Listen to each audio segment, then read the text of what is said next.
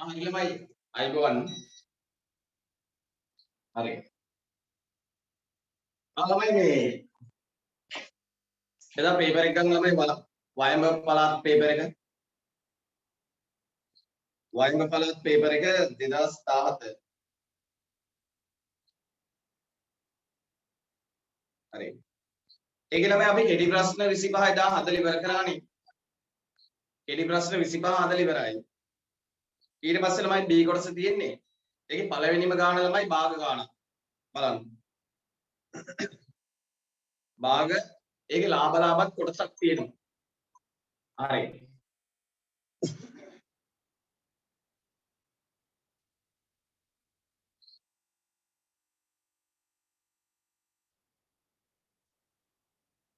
හරි බලමු කියලා වෙලෙන්දෙක් එකක් රුපියල් 35 බැගින් මිලදීගත් අන්නාසි තොගයකින් පහින් එකක් නරක් වී තිබුණි අන්න ළමයි එක වෙලෙන්දෙක් අන්නාසි අරගෙන ඒ අන්නාසි අරන් තියෙන ළමයි ගෙඩියක් රුපියල් 35 ගන්න. ඒ වෙලෙන්ද අන්නාසි අරගෙන තියෙන ගෙඩියක් රුපියල් 35 ගන්න. හරි. දැන් 35 ගානේ අන්නාසි ගත්තට ළමයි ඒ ගත්තු අන්නාසි තොගයෙන් ඒ අන්නාසි ගොඩෙන් පහින් එකක් නරක් වෙලාද? පහින් එකක් නරක් වී තිබිනේ. අන්න. දැන් ළමයි මේ වෙලෙන්ද අන්නාසි අරගෙනනේ. ඒ අන්නාසි වලින් ළමයි පහින් එකක් නරක් වෙලා. පහෙන් එකක් නරක් වෙලා නම් පහෙන් හතරක් හොඳයි නේද ළමයි? දැන් මේ වෙලෙන්ද අන්නාසි තොගයක් අරගෙනනේ. අන්නාසි තොගයක් අරගෙන. ඒකෙන් පහෙන් එකකින් පංගුවක් නරක් වෙලාලු. එහෙනම් පහෙන් හතරෙන් පංගුවක් හොඳයි නේද ළමයි? ඒක පොඩ්ඩක් ලියාගමු. අපේ පළවෙනි ගාන 2017 වයඹ හරි 2017 වයඹ ඒක B කොටස ළමයි පළවෙනි ගාන මේ හදන්නේ කොහොමද දැන් වෙලෙන්දෙක් ළමයි අන්නාසි තොගයක් අරගෙන ඒකෙන් පහෙන් එකෙන් පංගුවක් නරක් වෙලානේ එහෙනම් හොඳ ඒවා ළමයි තියෙනවා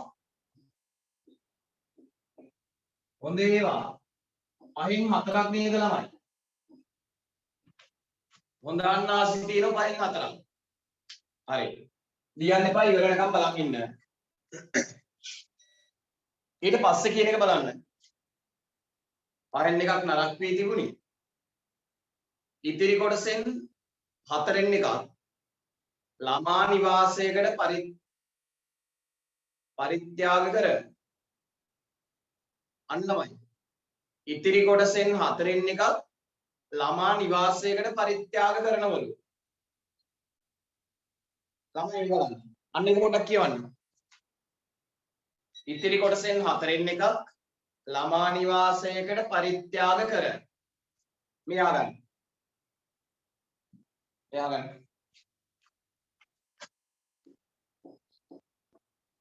ඔන්න දැන් වෙලෙන්ද ළමයි අන්නාසි ගොඩක් ගත්තා. අන්නාසි ගොඩක් ගත්තනේ. ඒකෙන් ළමයි අන්නාසි ගොඩෙන් පහෙන් එකෙන් පංගුවක් නරක් වෙලා. එහෙනම් ඒ ටික විසි ගන්න. ඒ පහෙන් එකෙන් පංගුව ළමයි විසි කරන්න වෙනවනේ. පහෙන් එකක් නරක් වෙච්ච නිසා පහෙන් එකෙන් පංගුව විසි ගන්නවා. එතකොට ඉතිරි වෙන්නේ ළමයි පහෙන් හතරයි. ඉතිරි වෙලා තියෙන කොටස පහෙන් හතරයිනේ. දැන් උතන අපිට කියනවා ළමයි මේ ඉතිරියෙන් හතරෙන් එකක් ළමා නිවාසයකට පරිත්‍යාග කරන්න ඕනේ. හරි. දැන් පහෙන් එකක් නරක් වෙලා නම් ඉතිරුනේ ළමයි පහෙන් හතරයිනේ හොඳ ඒවා. ඉතුරුනේ පහෙන් හතරයි. ඊට පස්සේ ළමා නිවාසයට පරිත්‍යාග කරනවායි කියන්නේ ළමයි හතරෙන් එක නෙවෙයි. හොඳට කියවන්න. ළමා නිවාසයට පරිත්‍යාග කරනවායි කියන්නේ හතරෙන් එක නෙවෙයි.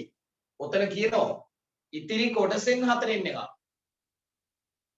ළමා නිවාසයට පරිත්‍යාග කරන්නේ ළමයි හතරෙන් එකයි කියලා නෙවෙයි කියන්නේ. ළමා නිවාසයට පරිත්‍යාග කරනවා කියන්නේ ඉතිරි කොටසෙන් හතරෙන් එක. ඉතුරුනේ මෙච්චරයි. පහෙන් හතරයිනේ හොඳ ඒවා ඉතුරුනේ. මෙන්න මේකෙන් හතරෙන් එකක් තමයි ළමා නිවාසයට පරිත්‍යාග කරන්නේ. හරි. එහෙනම් ළමයි ළමා නිවාසයට පරිත්‍යාග කරන්නේ මෙන්න මේ පහෙන් හතරයිනේ ඉතුරුනේ. මේ ඉතුරුන පහෙන් හතර මෙන්න මේකේ. මේකෙන් හතරෙන් එකක් තමයි පරිත්‍යාග කරන්නේ. මේ ඉතුරුන පහෙන් හතරෙන් මෙන්න මේකෙන් හතරෙන් එකක් තමයි පරිත්‍යාග කරන්නේ. ළමා නිවාසයට. හරි. පොඩ සුළු කරලා බලන්න. මේ හතරට මේ හතර කැපෙනවා. ඒතර උත්තරේ ළමයි පහෙන් එකයි. එහෙනම් ළමයි ළමා නිවාසයට පරිත්‍යාග කරලා තියෙන්නේ අඹතොගෙන් පහෙන් එකයි නේද? හරි. ඔන්න ළමා නිවාසයට දීලා තියෙන ළමයි අඹතොගෙන් පහෙන් එකයි. දැන් මේ බලන්න. පළවෙනි කොටසේ අහන්නේ ඒක නේද? පළවෙනි කොටසේ අහන්නේ ළමයි මුළු අන්නාසි තොගෙන් කොපමණ භාගයක් ළමා නිවාසයට පරිත්‍යාග කළේද? ළමා නිවාසයට පරිත්‍යාග කරන්නේ මෙන්න ළමයි උත්තරේ පහෙන් එකයි. ඔයාලට තේරුණා නේද? අහගන්නක ආයි ගන්න මුලින් ඉඳලා. හරි. ඔන්න වෙලෙන්දෙක් ගත්ත ළමයි අන්නාසි තොගයක් ගත්තා. අන්නාසි මහා ගොඩක් ගත්තා. ඒකෙන් පහෙන් එකෙන් පංගුවක් නරක් වෙලා. පහෙන් එකක් නරක් වෙලා නම් ඉතිරි වෙන්නේ ළමයි හොඳ ඒවා ඉතිරි වෙන්නේ පහෙන් හතරයි නේද? ඒක තේරුණානේ කාටද? ඉතිරි වෙන්නේ ළමයි නම් පහෙන් හතරයි. ඒ පහෙන් එකක් නරක් වෙලානේ. ඊට පස්සේ මේ වෙලෙන්ද ළමයි අර ඉතිරි n හතරෙන් එක ළමා නිවාසයකට ළමයිට දෙනවලු. ඉතිරි n හතරෙන් එක. ඉතුරුනේ මෙච්චරයි නේද? මෙන්න මේකෙන් හතරෙන් එක. නේ? පහෙන් හතරෙන් එකක් තමයි ළමා නිවාසයට දෙන්නේ. දැන් සුළු කරලා බැලුවොත් තමයි උත්තරේ පහෙන් එකයි. එහෙනම් ළමා නිවාසයට දෙන්නේ ළමයි පහෙන් එකයි. හරිනේ. ඔන්න ළමා නිවාසයට දෙනවා පහෙන් එකක්. දැන් බලමු. චුට්ටයි.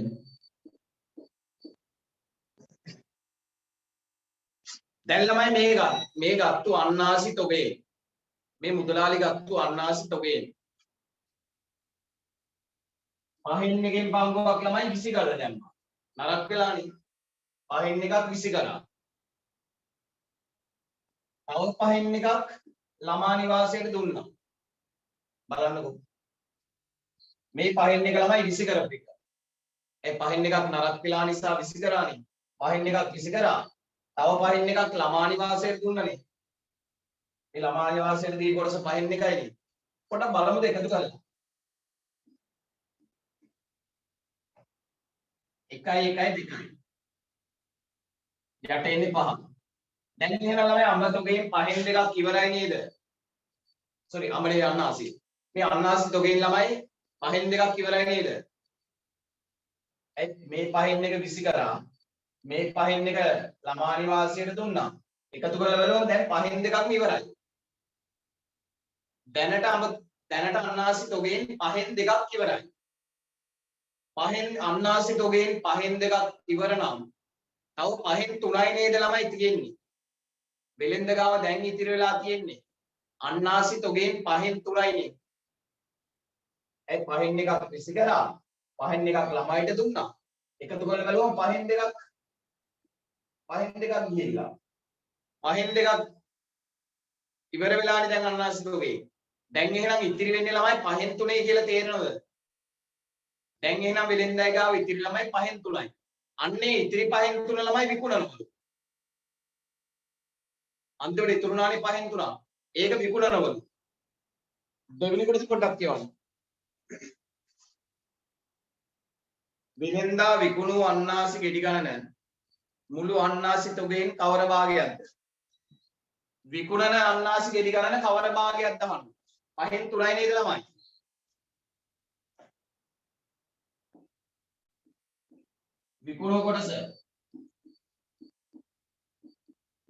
විකුණු කොටස ළමයි පහෙන් තුනයි. ඔන්න දෙවෙනි කොටසේ උත්තරේ. දැන් මේ දෙකම ලේසි හොඳේ තේරුම් ගන්න පුළුවන් එක. ළමයි මේ දෙක ලියා ගන්න.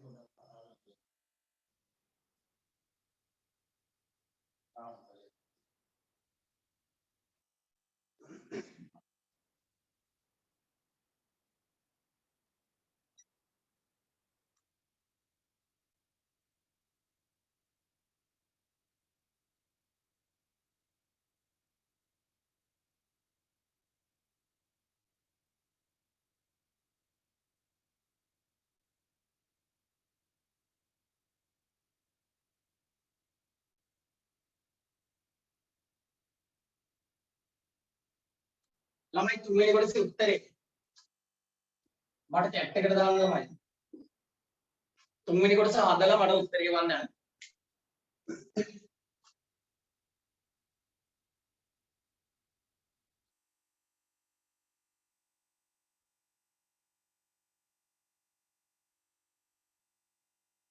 තුන්වෙනි කොටසේ උත්තරේ වන්න.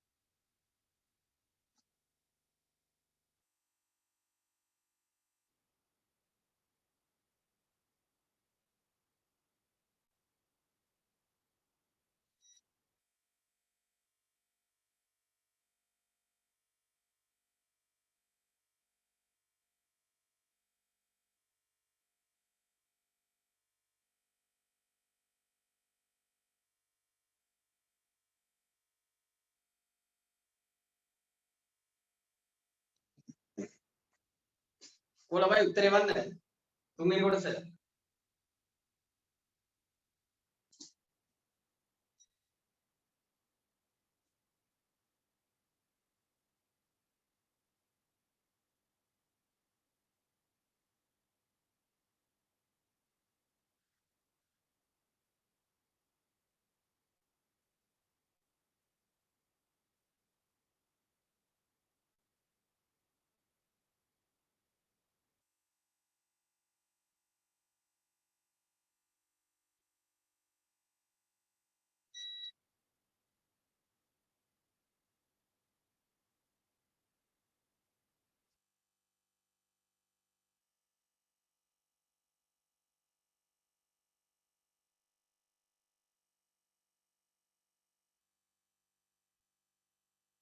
Manjula, very good.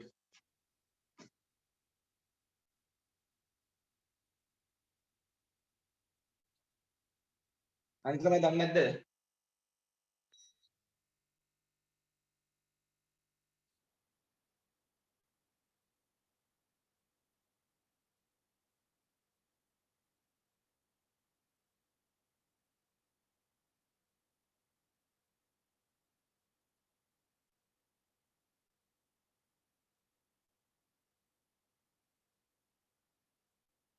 හරි.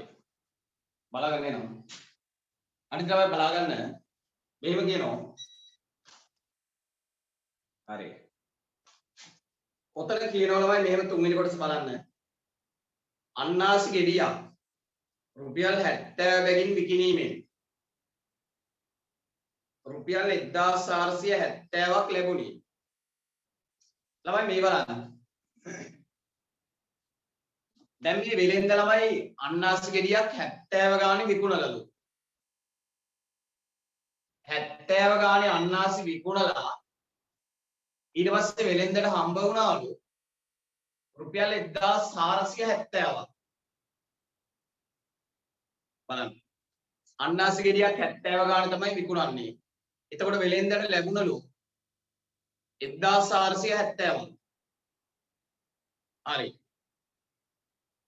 එතකොට ළමයි මේ ඔයාලට හිතා ගන්න පුළුවන් නේ. බලන්න 1470ට 70 කීයක් තියෙද බලන්න. පොඩක් බෙදලා බලමු. 1470ට 70 බැලුවා නම් හරි. මේක බෙදුවොත් ළමයි උත්තරේ. ඔයාලා බෙදීම ගන්න ඕනේ. මේක බෙදුවොත් ළමයි උත්තරේ 21යි. 1470ට මේ 1470ට 70 ඒව තියෙනවා 21ක්. අහගන්නකෝ. මේ වෙලෙන්ද අන්නාසි ගෙඩියක් විකුණන්නේ 70 ගානේ නේ. අන්නාසි ගෙඩියක් විකුණන්නේ 70 ගානේ. හරි. විකුණල 1470ක් මෙයා හම්බ කරගන්න ඕනේ. එහෙනම් ඉතින් ළමයි ගෙඩි කීයක් විකුණනද බලන්නේ. මේ හම්බ කරගත්ත මුදල 70ෙන් බෙදන්න. 21යි නේද ළමයි? මෙයා ගෙඩි 21ක් තමයි විකුණලා තියෙන්නේ. ඔන්න උත්තරේ හරිද කියලා බලන්නත් පුළුවන් ළමයි. එක ගෙඩියක් 70යි නේ. එක ගෙඩියක් 70යි. මේ ගෙඩි 21ක් විකුණලානේ.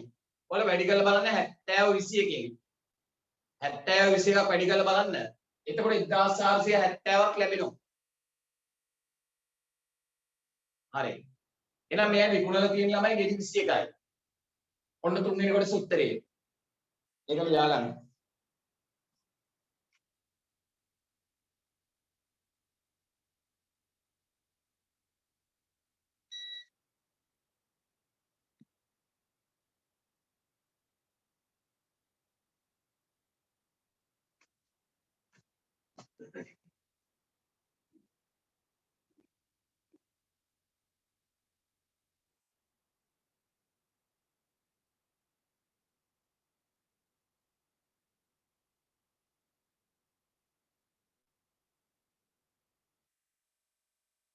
විකුණලා තියෙන ළමයි මුළු අන්නාසි ගෙඩි ගන්න 21යි. ඒක තේරුම් ගන්න පුළුවන් නේ.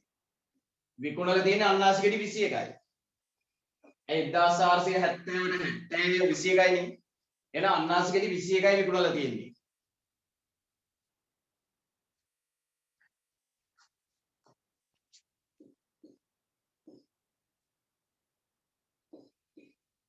ඔන්න මේක ළමයි වැදගත්ම කොටස.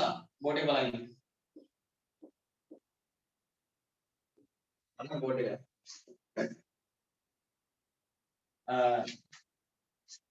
මේ වෙලෙන්දා විකුණපු අන්නාසි ගෙඩි ගණන ළමයි 21යි. විකුණපු අන්නාසි ගෙඩි ගණන 21යි. මේ තියෙන්නේ. විකුණපු ගෙඩි ගණන 21යි. මේ මෙතනක් තියෙනව නේද ළමයි විකුණු කොටස 5න් 3යි. නේ? විකුණු කොටස ළමයි 5න් 3යි. විකුණපු ගෙඩි ගණන ඇහුවොත් 21යි. මේ විකුණපු ප්‍රමාණය ළමයි ආකාර දෙකකට තියෙනවා මේ. විකුණපු ප්‍රමාණය තියෙනවා ළමයි ආකාර දෙකකට. මේ බලන්න. විකුණපු ප්‍රමාණය භාගයක් විදිහට තියෙනවා මෙතන මේ. විකුණපු කොටස 5න් 3යි. ඊට පස්සේ විකුණපු ගෙඩි ගණන ළමයි 21යි. එතකොට විකුණු ප්‍රමාණය ළමයි අපි දන්නවා ආකාර දෙකකින්. විකුණු ප්‍රමාණය භාගයක් විදිහට ඇහුවොත් 5න් 3යි විකුණන්නේ. විකුණු ප්‍රමාණය ගෙඩි ගණන ඇහුවොත් ගෙඩි 21යි. එතකොට ළමයි අපි විකුණු ප්‍රමාණය දන්නව නේද ආකාර දෙකකට. 5න් 3යි කියලාත් දන්නවා. ගෙඩි 21යි කියලාත් දන්නවා. එහෙනම් ළමයි මේ 5න් 3 කියන එක මේ 5න් 3 කියන එක ගෙඩි 21කට සමාන වෙන්න ඕන නේද? මේ බලන්න.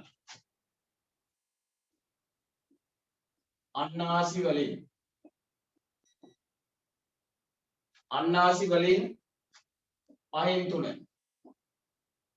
අන්නාසි වලින් 5න් 3 කියන එක 21කට සමාන වෙන්න ඕන නේද? ඇයි විකුණන්නේ 5න් 3යි. විකුණන ගෙඩි ගාන 21යි. එහෙනම් 5න් 3 කියන එක ළමයි 21කට සමානයි නේද? හරි. මෙහෙම වගන්තියක් ලිව්වට පස්සේ මතකද මම ඔයාලට කියලා දුන්නා. මෙහෙම වගන්තියක් ලිව්වට පස්සේ ළමයි මේකේ පරස්පරයෙන් වැඩි කරන්න. ඒ කියන්නේ 5න් 3 පරස්පරය ළමයි 3න් 5නේ. ඒක මේ පැත්ත වැඩි කරන 3න් 5යි. ඊට පස්සේ මේකත් වැඩි කරන 3න් 5යි. මොන දෙපැත්තම ළමයි වැඩි කරලා 3න් 5යි. එතකොට එන එක බලන්න. 3 වරක් 5 15යි. ඊළඟට 5 වරක් 3 ඒත් 15යි. ඊට පස්සේ ළමයි මෙතන 21ව 5 105යි. 105 3න් බෙදුවොත් ළමයි 35යි. අන්න. දැන් මේ ආපු වගන්තිය කියවන්න. අන්නාසි වලින් 15න් 15. 15න් 15 කියන්නේ ඔක්කොම නේද ළමයි? 15න් 15 කියන්නේ ඔක්කොම. ඒ කියන්නේ මුළු ගෙඩි ගන්න තමයි මේ 35 කියලා ඉන්නේ. 15න් 15 කියන්නේ සේරමනේ. එහෙනම් ළමයි මුළු ගෙඩි ගන්න මෙන්න ඇවිල්ලා තියෙන්නේ 35යි. එහෙනම් මේ වෙලෙන්ද අරගෙන තියෙන ළමයි ඔක්කොම ගෙඩි අරගෙන තියෙන්නේ 35යි. මේ ආවේ අම්බ ගෙඩි අන්නාස් ගෙඩි 35යි වෙලෙන්ද අරන් තියෙන්නේ. ඔන්න මුළු අන්නාස් ගෙඩි ගණන 35යි. හරි. දැන් මට හොයන්න ඕන ළමයි අන්නාසි ගත් මිල.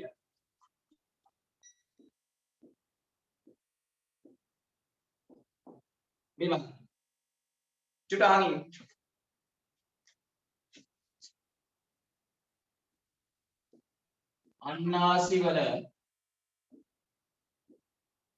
අන්නාසි වල ගත් මිල. ගාමී කියන ගත් මිල. අන්නාසි වල ගත් මිල. ගානේ මුලින්ම කිව්ව නේද ළමයි අන්නාසි ගෙඩියක් ගත්තේ රුපියල් 35 ගානේ කියලා. ගානේ මුලම තියෙනවා. රුපියල් 35 ගානෙලු වෙලෙන්ද අන්නාසි ගන්නේ. හරි. එක ගෙඩියක් 35 ගානේ. ඊට පස්සේ මෙතන ආව ළමයි අන්නාසි ගෙඩි ගණන මේ මුළු ගෙඩි ගණන ආවා. මුළු ගෙඩි ගණන 35ක් මෙයයි ගත්ත නේද? අන්නාසි ගෙඩියක් 35 කියලා ගානේ මුලින්ම දීලා තිබුණා. ඒතකොට වෙලෙන්ද ගන්න අන්නාසි ගෙඩි ගණන 35 කියලා දැන් හොයාගත්තා. එක ගෙඩියක් රුපියල් 35යි. ඒ වගේ ගෙඩි 35කුත් අරගෙන. එහෙනම් 35 ගානේ ගෙඩි 35ක් ගන්න වැය වුණ මුදල හොයන්න පුළුවන් නේද ළමයි 35 35න් ගුණ කරලා. එක ගෙඩියක් 35යි. ගෙඩි 35ක් ගත්ත නිසා 35 35න් ගුණ කරලා අරගන්න පුළුවන් හොයන්න පුළුවන් නේද ළමයි අන්නාසි ගෙඩි ගණන. sorry අන්නාසි ගන්න වියදම් වුණ මුදල. බලන්න. ගාන මුලින්ම දීලා තිබුණ ළමයි එක අන්නාසි ගෙඩියක් රුපියල් 35යි කියලා. එක අන්නාසි ගෙඩියක් 35යි. එන අන්නාසි ගෙඩි දෙකක් ගත්තොත් ළමයි 35 දෙකකින් වැඩි කරනවා. අන්නාසි ගෙඩි තුනක් ගත්තොත් තුනෙන් වැඩි කරනවා. නමුත් අන්නාසි ගෙඩි 35ම ගත්තේ නේ. එහෙනම් මේක වැඩි කරන්න ඕන ළමයි 35යි. හරි. එතකොට එනවා ළමයි අන්නාසි ගන්න වැය වුණ මුදල. 35 වැඩි කරන්න ඕන 35යි. මේ ටික ලියා ගන්න ළමයි.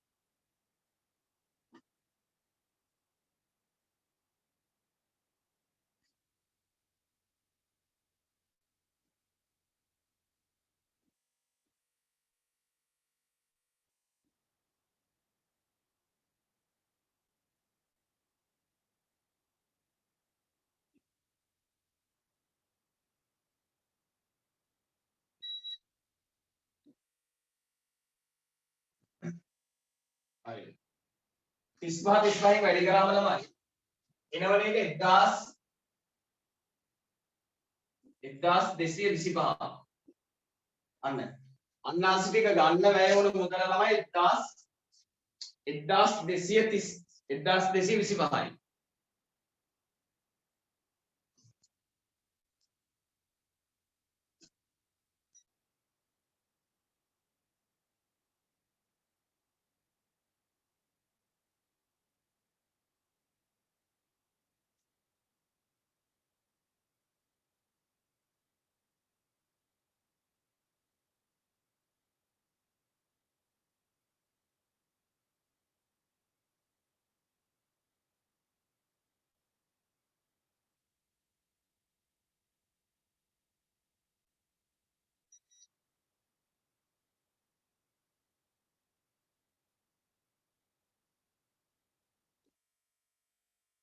අන්නාසි ටික අරන් තියෙන්නේ 1225ට.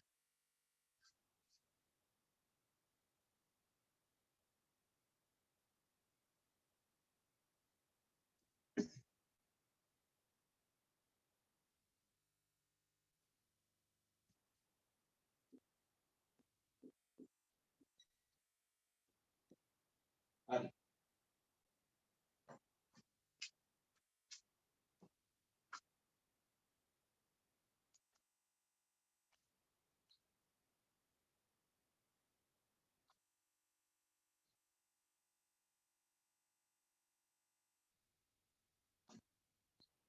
බලන්න.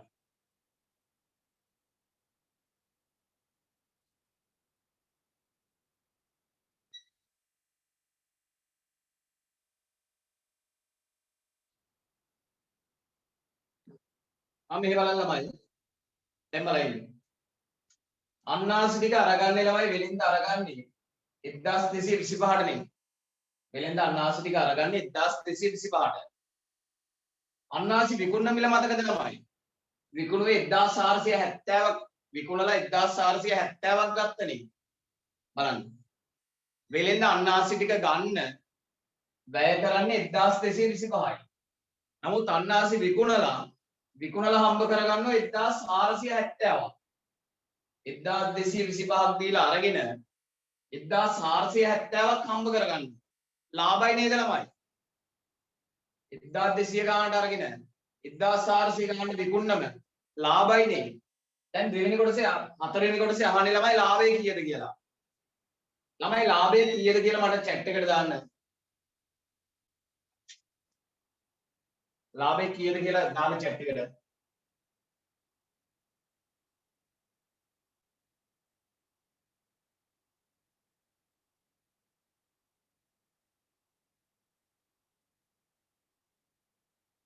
අසතේ හරි.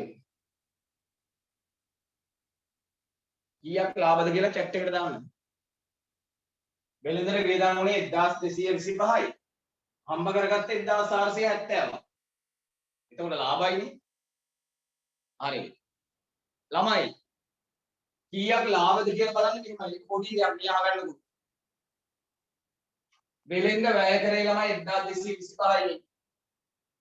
වෙළඳට වියදම් උනේ 1225යි. හම්බ කරගත්තේ 1470ක්. ඒතර කීයක් ලාභද කියලා බලන්නේ ළමයි මේකෙන් මේක අඩු කරන්න. මේකෙන් මේ 1470 බලන්න. 1470 අඩු කරනවා 1225. 1470 1225 අඩු කරොත් තමයි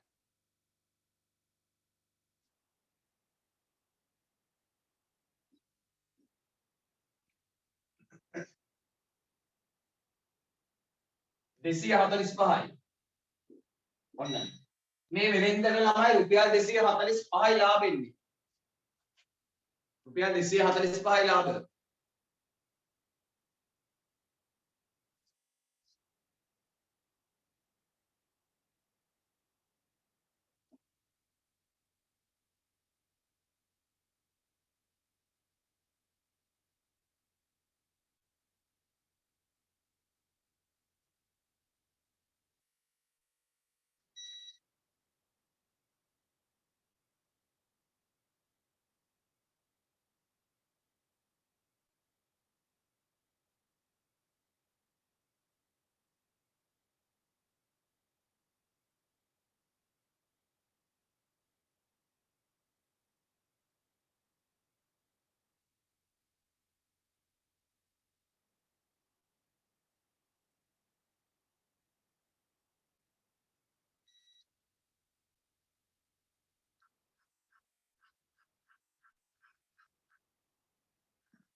හරි. එහෙනම් මේක මකනවා. ඊට පස්සේ බලමු ළමයි මේ දෙවෙනි ගාන.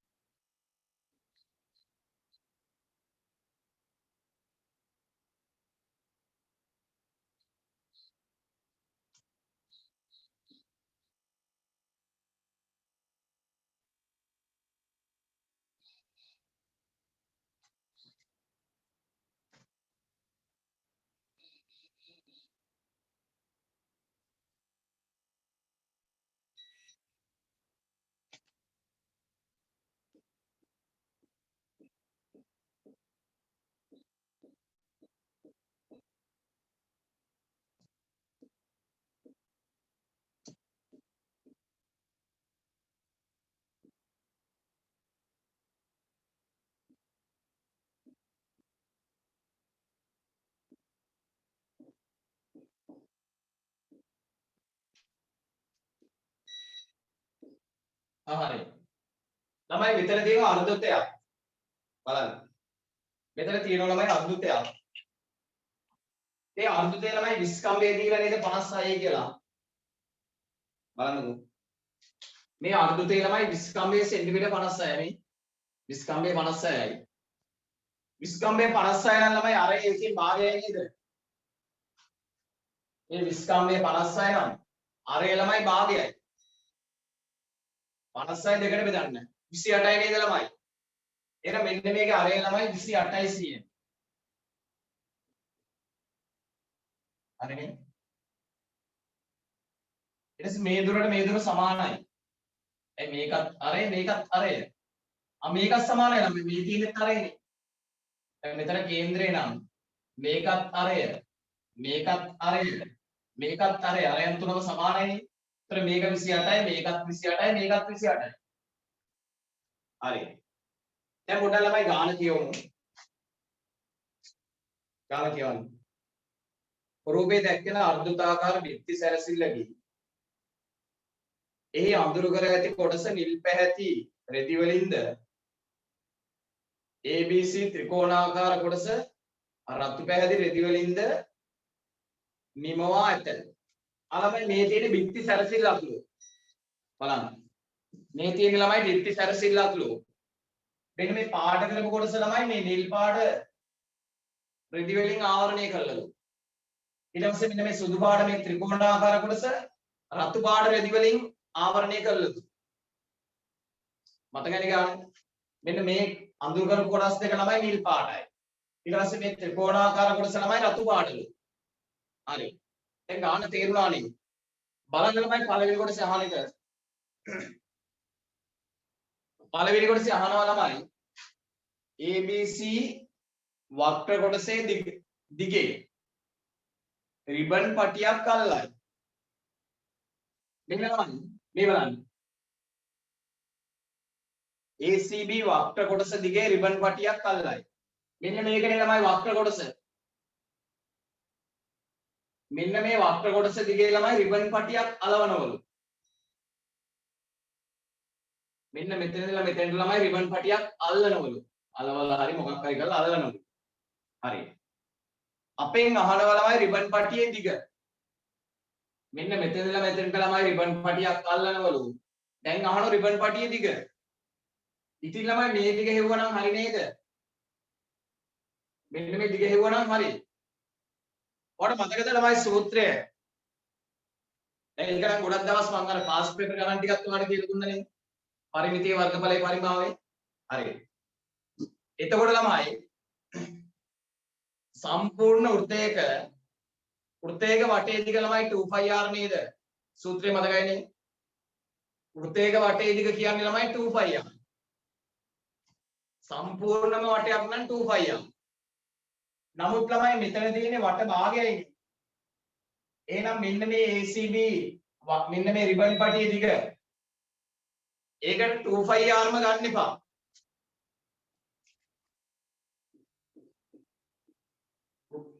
වෘත්තයකම වටේ දිග නම් ළමයි 2πr තමයි. නමුත් මෙතන තියෙන්නේ ළමයි ඒකෙන් භාගයයි. 2πr කින් භාගයයි. ඒ වෘත්ත භාගයයි. එහෙනම් මෙන්න මේ ඡාප දිග හොයන්න ළමයි 2πr වැඩි කරන්න වෙනවා භාගය. දැන් මේකට අගයන් දාලා සුළු කරමු. බලන්නකෝ. දෙකට දාන්නේ 2. 5 වෙනුවට දාන්නේ 22 බෙදීම 7. ඊට පස්සේ ළමයි r කියන්නේ අරය. මේ අරය 28යි නේද? එහෙනම් මේ r ට දානවා 28.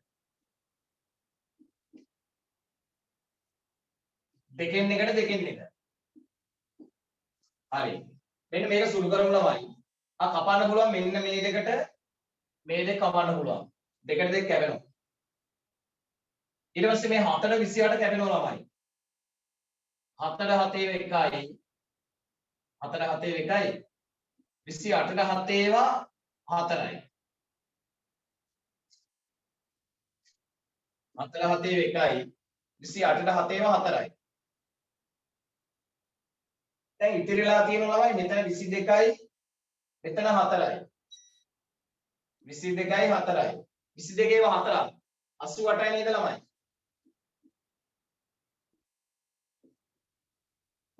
ඔන්න පළවෙනි කොටසේ අහනවා ළමයි මෙන්න මේක. මෙන්න මේ රිබන් පටියේ දිග අහනවා. සෙන්ටිමීටර් 88යි. හරි. ඒක ලියා ගන්න ළමයි.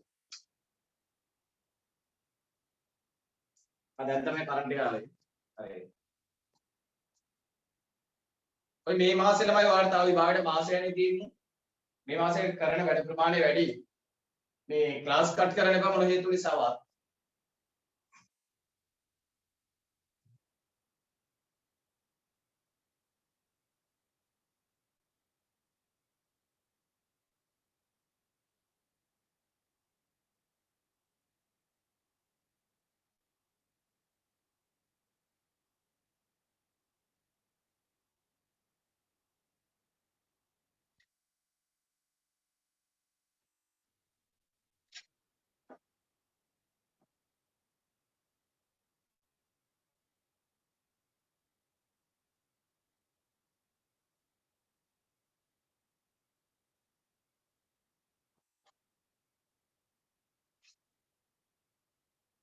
හරි.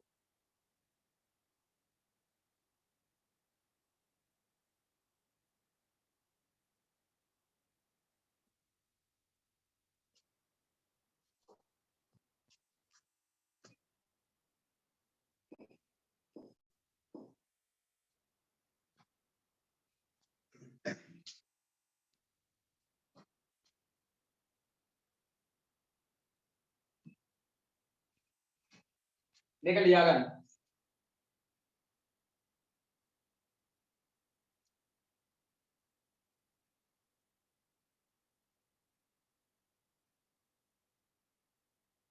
හරි නේද? හරි මේක තාගෙන්. ඊට පස්සේ දෙවෙනි කොටසේ අහනවා ළමයි මෙන්න මේ බිත්ති සරසීගේ මුළු වර්ගඵලය. ලියන්න එපා අහන් ඉන්න. මෙන්න මේක ළමයි මුළු වර්ගඵලය අහනවා. ඉතින් ළමයි මේ මුළු රූපය බැලුවොත් අර්ධ වෘත්තයක් නේද? වෘත්ත භාගයක් නේ. මේ මුළු රූපය බැලුවොත් තමයි අර්ධ වෘත්තයක්. හරි. ඔයාලා දන්නව නේද ළමයි වෘත්තයක වර්ගඵලය හොයන්නේ phi r වර්ග සූත්‍රයෙන්. වෘත්තයක වර්ගඵලය හොයන්නේ phi r වර්ග සූත්‍රයෙන්. එතකොට මෙතන තියෙන ළමයි වෘත්තයකින් භාගයක් නේ. එහෙනම් ළමයි phi r වර්ග සූත්‍රය වැඩි කරන්න ඕන භාගයෙන්. වෘත්තයක වර්ගඵලය හොයන්නේ phi r වර්ග සූත්‍රයෙන්. මෙතන තියෙන වෘත්ත භාගයක් නිසා ඒක ළමයි භාගයෙන් වැඩි කරා. මෙන්න මේකෙන් පුළුවන් ළමයි වෘත්ත ඔයාලට මම කියන එක තේරෙනව නේද? වෘත්තයක වර්ගඵලය හොයන්නේ phi r වර්ග සූත්‍රයෙන්. එතකොට මේ වෘත්ත භාග වර්ගඵලය හොයන්න නම් phi r වර්ග භාගයෙන් වැඩි කරන්න ඕන නේද?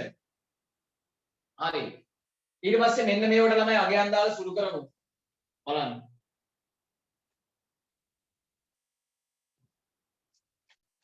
phi වෙනුවට දාන්නේ 22 බෙදීම 7. ඊට පස්සේ r කියන්නේ අරය. අරය 28යි නේ.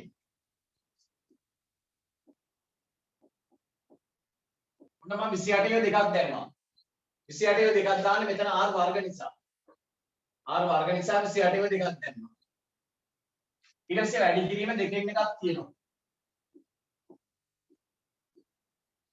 මෙන්න මේක සුළු කරා නම් ළමයි අර්ධ වෘත්තයේ වර්ගඵලය එනවා.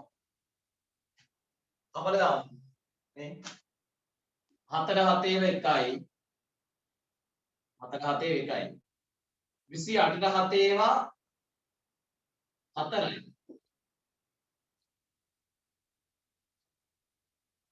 තවන්න මේක කපන්න පුළුවන් මේ. 2කට 2 ඒවා 1යි. 22කට 2 ඒවා 11යි. හරි. ඊට පස්සේ තමයි මේ බලන්න ඉතිරි වෙලා තියෙන දේ. 11 සරක් 4 44යි. 11 සරක් 4 44යි. ඒ 44 වැඩි කරන්න ඕන ළමයි 28යි. 44 වැඩි කරන්න ඕන 28යි. 44 ය 28ක් ළමයි. 1000 ඔය වැඩි කරලා බලන්න 1200 32යි.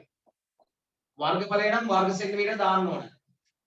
වැඩි කරගන්න පුළුවන් නේ. 11 4ක් 44යි. ඒ 44 වැඩි කරන්න 28යි. ඒතකොට 1232යි වර්ග සෙන්ටිමීටර. ඔන්න තමයි අර්ධුතේ වර්ගඵලයක් හෙව්වා.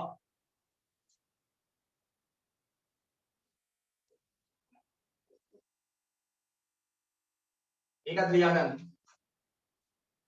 දෙවෙනි කොටස අහන්නේ ඒකනේ.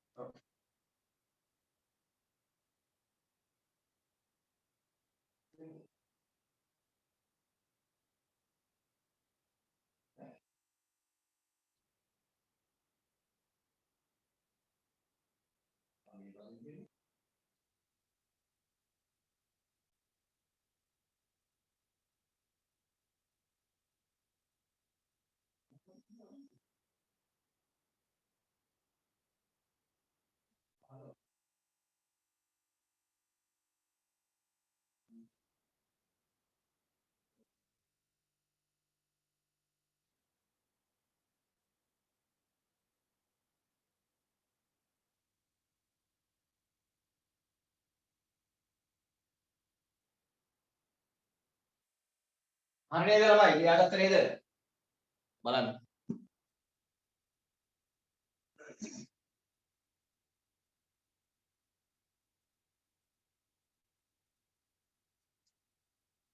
ඊට පස්සේ ළමයි බලන්න මේ කොටස. මට දැන් ඕන ළමයි මෙන්න මේ ත්‍රිකෝණේ වර්ගඵලය හොයන්න හිතුණා. බලන්න.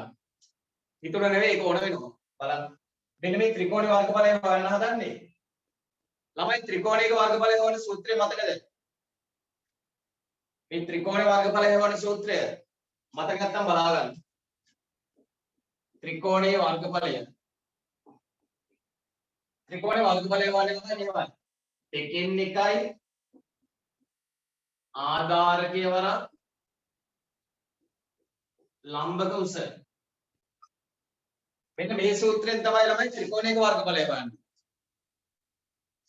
මේ ත්‍රිකෝණ වර්ගඵලය හොයන්නේ දෙකෙන් එකයි ආධාරකයේ වරක් ලම්බක උස. ඒක දන්නවනේ කවුරුත්. දෙකෙන් එකයි ආධා වැඩි කිරීම ලාවු. ඒක තමයි ත්‍රිකෝණේ වර්ගඵලය හොයන සූත්‍රය. දැන් මේකට අගයන් ටික දාමු. බලන්න. දෙකෙන් එක ආධාරකය. මෙන්න ළමයි ආධාරකේ 56යි. මේ තියෙන්නේ. ආධාරකේ මේ තියෙන්නේ ළමයි 56යි. එහෙනම් ආධාරකයට දාන 56යි. ඊට පස්සේ ලම්බක උස. ලම්බක උස මේ තියෙන්නේ ළමයි ඒක 28යි නේද? දැන් මේක 28 නම් මේකත් 28යි. දැන් මේකත් අරයනේ. මේ අරය 28 නම් මේ අරයත් 28යි. තේරුණාද? ආධාරකයේ ළමයි 56යි. මෙන්න ලම්බක උස ළමයි. ලම්බක උස 28යි.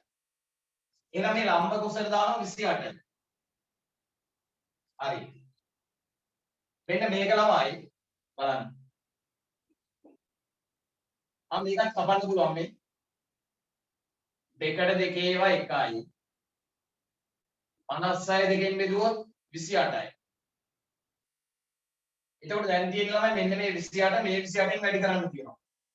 28 වැඩි කරනවා 28යි. 28 28. වැඩි කරලා බලන්න ළමයි 28 28ක් කීයද කියලා. ඔක ලියා ගන්න.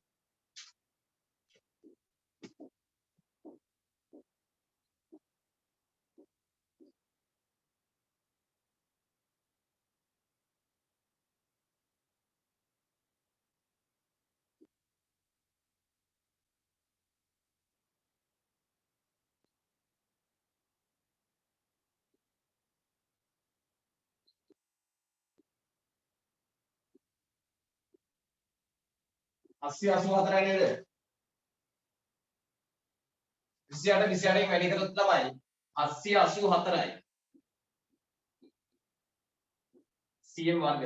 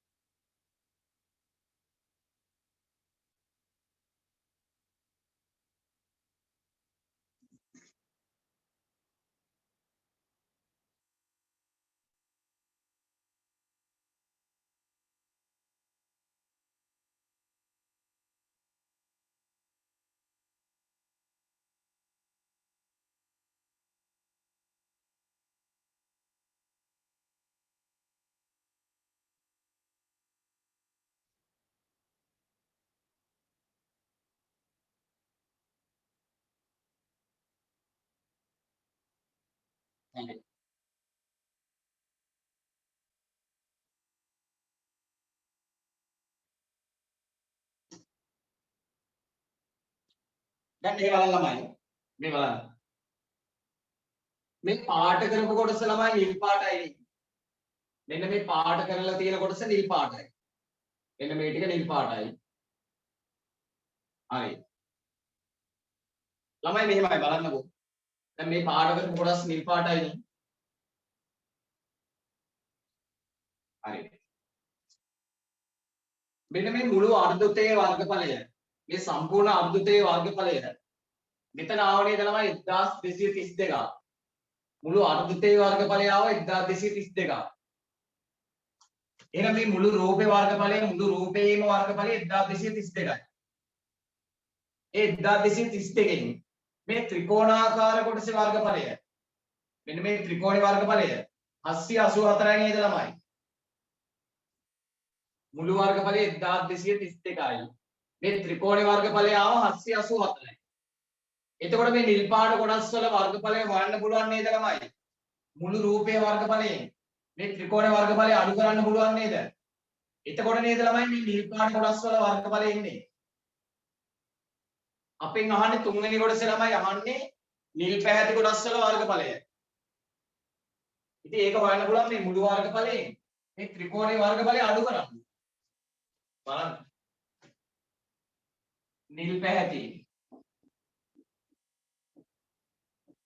නිල් පැහැති කොටසේ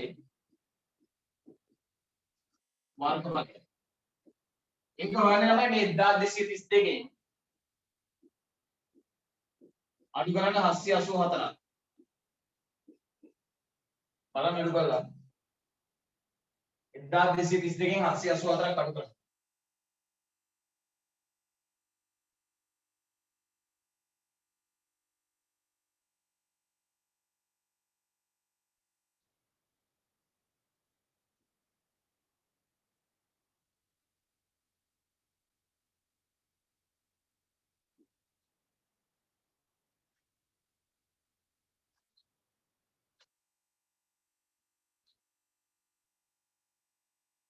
ආරසිය 48යි නේද? අන්න. මේ නිල් පාට කොටසේ වර්ගඵලය ළමයි 448යි.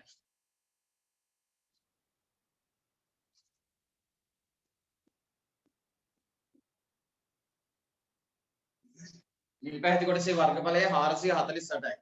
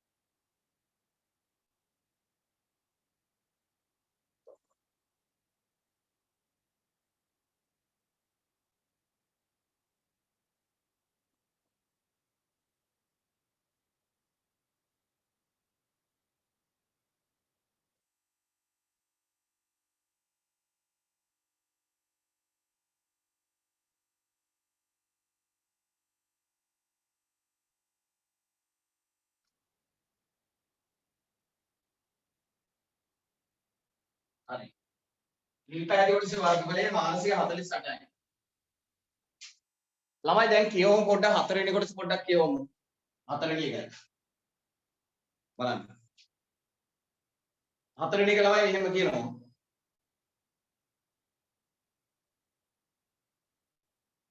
මෙම සැනසෙල්ලේ නිල් පාට කොටසේ වර්ගඵලයෙන් හරි අඩකට සමාන වර්ගඵලයක් ඇති. අනගේ හිමින් කියවන්න ළමයි. මෙම සැරසිල්ලේ නිල් පාට කොටසේ වර්ගඵලයෙන් හරි අඩකට සමාන වර්ගඵලයක් ඇති. ඍජු කෝණාස්ත්‍රාකාර රෙදි කැබැල්ලක්. ළමයි ආයි කියවන්න. මෙම සැරසිල්ලේ නිල් පාට කොටසේ වර්ගඵලයෙන් හරි අඩකට සමාන. දැන් නිල් පාට කොටසේ වර්ගඵලය ළමයි 448යි නේ. මේකේ හරි අඩ කියන්නේ මේකෙන් භාගෙනේ. මේක දෙකට බෙදුවොත් 224යි. එතකොට මේකෙන් හරි අඩක් කියන්නේ මේ නිල් පාට කොටසෙන් හරි අඩක් කියන්නේ 224යි නේ. මේකෙන් හරි අඩක් කියන්නේ 224යි. දැන් පොඩ්ඩක් බලමු කියන එක ආයි කියවන්න. මේව සැරසිල්ලේ නිල් පාට කොටසේ වර්ගඵලය හරි අඩකට සමාන වර්ගඵලයක් ඇති. ඍජු කෝණාස්ත්‍ර රෙදි කැබැල්ලක්. අන්න ළමයි. ඍජු කෝණාස්ත්‍රාකාර රෙදි කැබැල්ලක් තියෙලු. ඍජු කෝණාස්ත්‍රාකාර මෙන්න මේ වගේ රෙදි කැබැල්ලක් තියෙලු. ඒ රෙදි කැබැල්ලේ වර්ගඵලය ළමයි නේ. මේ නිල් පාට කොටසේ වර්ගඵලයෙන් හරි අඩක් කියලා නේද කියන්නේ. ඒක තමයි ඍජු කෝණාස්ත්‍රාකාර රෙදි කැබැල්ලක් කියන මෙන්න මේ වගේ. ඒ රෙදි කැබැල්ලේ වර්ගඵලය ළමයි 224යි වෙන්න ඕන නේද? ඍජු කෝණාස්ත්‍ර රෙදි කැබැල්ලක් තියෙනවා. ඒකේ වර්ගඵලය අර නිල් පාට කොටසේ වර්ගඵලයෙන් භාගයක් රුනේ. එහෙනම් මේ ඍජු කෝණාස්ත්‍රාකාර රෙදි කැබැල්ලේ වර්ගඵලය ළමයි 224ක් වෙන්න ඕන. හරි. ඔමින්. ඊට පස්සේ කරන වැඩේ බලන්න. රෙදි කැබැල්ලක් AB ධාරයට සම්බන්ධ කරයි නම් මෙන්න මේ රෙදි කැබැල්ල ළමයි මේ රෙදි කැබැල්ල මෙන්න මේ AB ධාරයට සම්බන්ධ කරනවා. එහෙම සම්බන්ධ කරමු ඔන්න. ඔන්න තමයි රෙදි කැබැල්ල. දැන් මේ AB ධාරයට සම්බන්ධ කරමු ඉන්න. AB කියන්නේ මේකනේ රේඛාව. ඔන්න මේ රෙදි කැබැල්ල ළමයි මෙතෙන්ට සම්බන්ධ කරනවා. එතකොට මේකේ වර්ගඵලය අපි දන්නවා ළමයි 224යි cm වර්ග. හරි. ඔන්න සම්බන්ධ කරමු. ඊට පස්සේ කියනවා ළමයි බලන්න.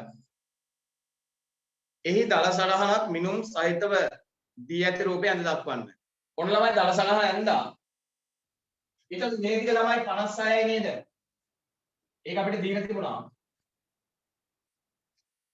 දැන් මේක 56 කියලා දීලා තිබුණා නේ. එහෙනම් මේකත් ළමයි 56යි. අපිට දල සටහනක් අඳින්න කියලා ඔන්න ඇඳා. හැබැයි ළමයි දල සටහන අඳින්න කියන්නේ මිනුම් සහිතව. මිනුම් සහිතව කියන්නේ ළමයි දිග සහ පළල එක්ක. මිනුම් සහිතව අඳින්න කියන්නේ දිග පළල දාන්න ඕන. දැන් දිග විතරයි ළමයි දැම්මේ. පළල අපි දැම්මේ නෑනේ. පළල හොයාගමු. ඔය දන්නවද ළමයි ඍජු කෝණාස්ත්‍රයක වර්ගඵලය හොයන්නේ දිගයි පළලයි ගුණ කරලානේ. ඍජු කෝණාස්ත්‍රයක වර්ගඵලය හොයන්නේ දිගයි පළලයි ගුණ කරලා. මේ එන වර්ගඵලය ළමයි 224 එන්න ඕනේ. 56 4න් වැඩි කරොත් නේද ළමයි 226 එන්නේ. බලන්න. දිග 56යි පළල 4යි. ඒතර 56 4න් වැඩි කරලානේ වර්ගඵලය වන්නේ. බලන්න 56 4න් වැඩි කරොත් 224 වර්ගඵලය ලැබෙනව නේද? එහෙනම් ළමයි පළල 4යි. අන්න. පළල සෙන්ටිමීටර 4යි. ඒක ලියා ගන්න.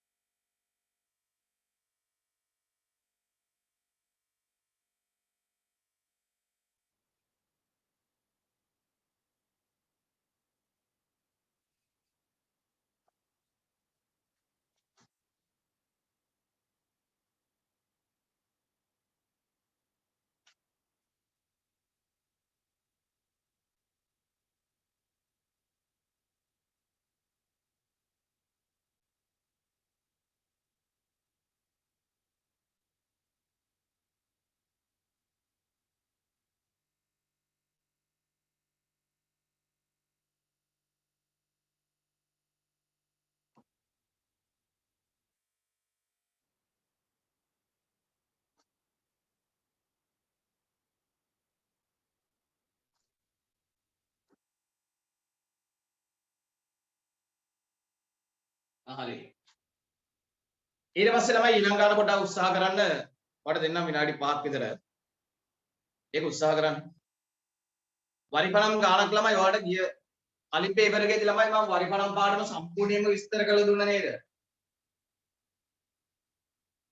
අලිත් පාඩමේදී වරිපණම් පාඩමම කියලා දුන්නා. අර නගර සීමාව තුල ළමයි මතකයි?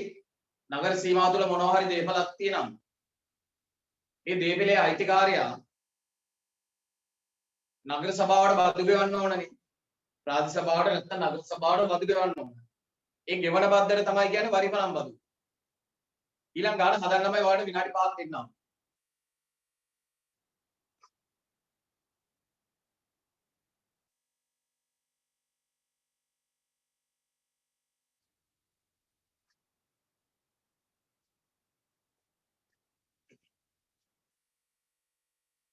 හරියටම උත්තර ගන්න හොඳේ පාඩම කියලා දීලා තියෙන්නේ.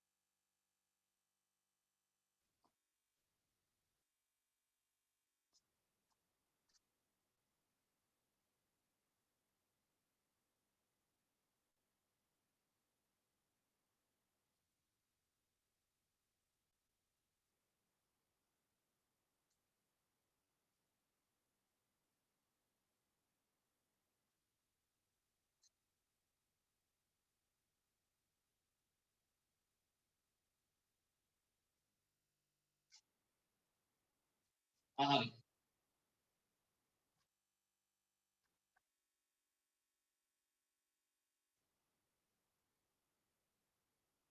ළමයි ආගන්න පොඩ්ඩක්. ඔය ළමයි මේ නගර සීමාව තුළ මොනවා හරි දේපලක් තිබුණා. ගෙයක් හරි ඉඩමක් හරි කඩයක් හරි මොනවා හරි. ඒ ටවුන් එකේ ළමයි මොනවා හරි දේපලක් තිබුණා. ඒ දේපලේ අයිතිකාරය ළමයි බදු ගෙවන්න ඕනනේ. ඒ ගෙවන බද්දට අපි කියනව නේද ළමයි වරිපණම් බදු කියලා. හරි. එතකොට ළමයි මේ අහගන්න. ඔය වරිපණම් බදු අය කරන්නේ ළමයි තක්සේරු වටිනාකමින් නේද? දැන් මොනවා හරි අපි හිතමු ගෙයක් තියෙයි කියලා. ගෙයක් තියෙන ළමයි ඒ ගෙදරට ඉස්සෙල්ලම වටිනාකමක් තක්සේරු කරනවා. ඒ වටිනාකම ඉස්සෙල්ල බලනවා. තක්සේරු කරනවා. අන්නේ තක්සේරු වටිනාකමින් තමයි ළමයි බදු අය කරන්නේ. මේ පාඩමේ ප්‍රධානම එක ළමයි තක්සේරු වටිනාකම. නිවසක හරි මොනවා හරි දේපලක. දේපලේ තක්සේරු වටිනාකම තමයි ප්‍රධානම එක. අහන් ඉන්නකො එතකොට තේරෙයි. බලන්න. තක්සේරු වටිනාකම තමයි ප්‍රධානම එක. හරි. එතකොට ළමයි කියනවා මෙහෙම. බලන්න.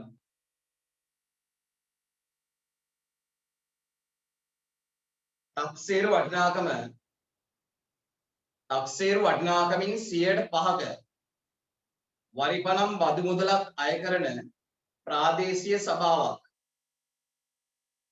ළමයි ඒ ප්‍රාදේශීය සභාව තුල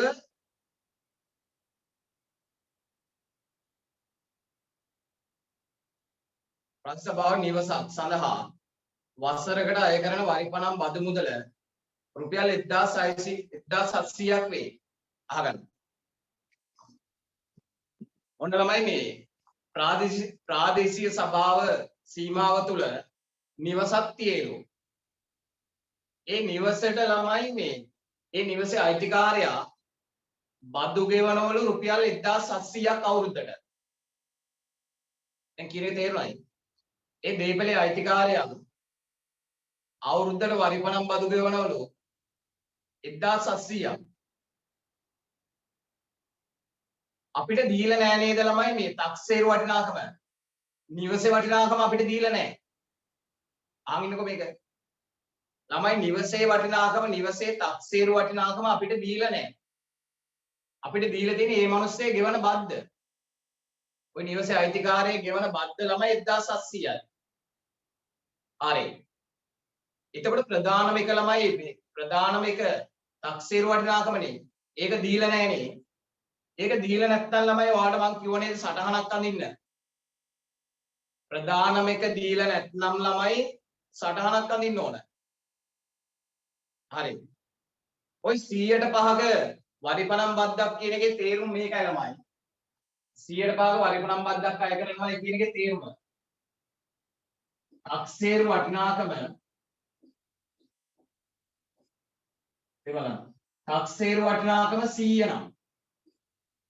ඔය නිවසේ වටිනාකම රුපියල් 100 නම් ඒ මිනිස්සේ ගෙවන්නේ න බද්ද ළමයි 5යි. රුපියල් 100ක් වටින ගෙයක් තිබුණොත් එයයි ගෙවන්න ඕන බද්ද රුපියල් 5යි. ඒකනේ 105 කියන්නේ. නිවසේ තක්සේරු වටිනාකම රුපියල් 100 නම් ගෙවන්න ඕන වරිපණම් බද්ද රුපියල් 5යි. ඒක තමයි ළමයි 105ක බදු ගෙවනවා කියන්නේ. ඒ තේරුම දැනන් ඉන්න බවද? ඉතාල වැදගත් ඒක. නිවසේ තක්සේරු වටිනාකම රුපියල් 100 නම් ඒ මාසේ රුපියල් 5යි ගෙවන්න බදු. නමුත් මේව ඇත්ත ගණන් නෙවෙයි. නිවසේ තක්සේරු වටිනාකම රුපියල් 100 නෙවෙයි නේ ළමයි. මේව ඇත්ත ගණන් නෙවෙයි. අර තේරුම තමයි ලියුවේ ප්‍රතිශතයේ තේරුම. 105 කියන එකේ තේරුම. තක්සේරු වටිනාකම 100 නම් ඒ මිනිස්සේ ගෙවන්න ඕන රුපියල් 5යි. හරි.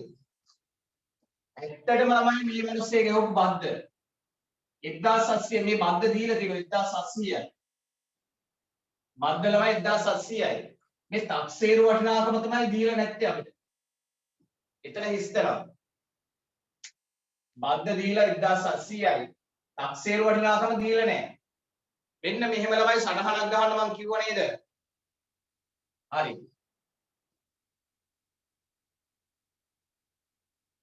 දැන් මම කියන එක තේරෙනවයි. වරිපනම් පාඩමේ ළමයි ප්‍රධානම එක තක්සේරු වටිනාකම. ඒක අපිට දීලා නැහැනේ. දීපු නැති නිසා තමයි මේ සටහන ගහන්නේ. නැත්තම් ටක් ගාලා හදලා දාන්න පුළුවන්. හරි. ඔන්න සටහන ගැහුවා. ඊට පස්සේ මතකද මේ හිස් තැන කෙලින් තියෙන මේ ඉරක් ගහලා මතකද? ඉරක් ගහනවා. මේ හිස් තැන කෙලින් තියෙන 100 නේ. 100 ලියන උඩින්. හිස් තැන කෙලින් තියෙනක උඩින් ලියනවා. 100 උඩින් ලිව්වොත් මේ 5 ලියන්න වෙන්නේ ළමයි යටින්. 100 උඩින් 5 යටින්. ඊට පස්සේ වැඩි කරනවා ළමයි 1700. මෙන්න මේක සුළු කරලා බලමු. අපන්න පුළුවන්. 5ට 5 1යි. 100ට 5 20යි. 5ට 5 1යි 100ට 5 20යි. 20 වැඩි කරනවා ළමයි 1700ෙන්.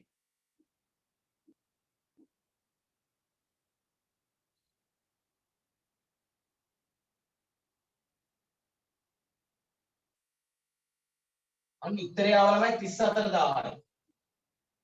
එහෙනම් ඔය කියන නිවසේ ළමයි වටිනාකම තක්සේරු වටිනාකම ආවා 34000.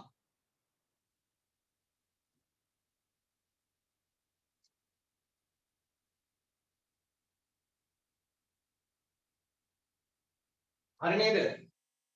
ඔන්න ළමයි දැන් අපි හොයාගත්තා. නිවසේ තක්සේරු වටිනාකම. පළවෙනි කොටසේ අහන්නේ ඒක නේද? පළවෙනි කොටසේ අහන්නේ ළමයි නිවසේ තක්සේරු වටිනාකම. රුපියල් 34000යි. චුටෙන් ලියන්න පා.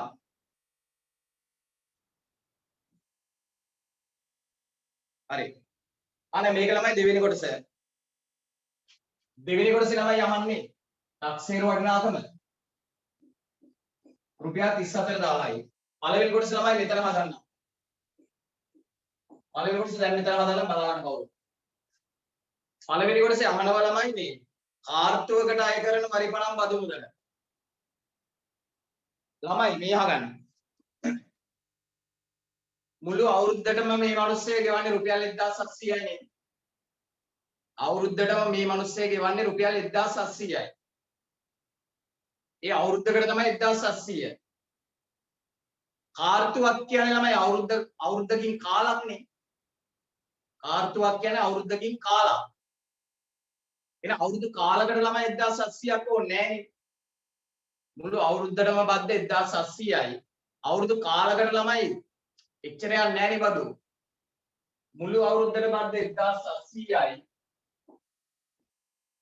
අවුරුදු කාලකට බද්ද හොයන්න නම් මේක බෙදන්න 4ෙන්. ඒක තමයි ළමයි කාර්තුවකට බද්ද. කාර්තුවක් කියන්නේ අවුරුදු කාලක්. අපි බෙදලා බලමු.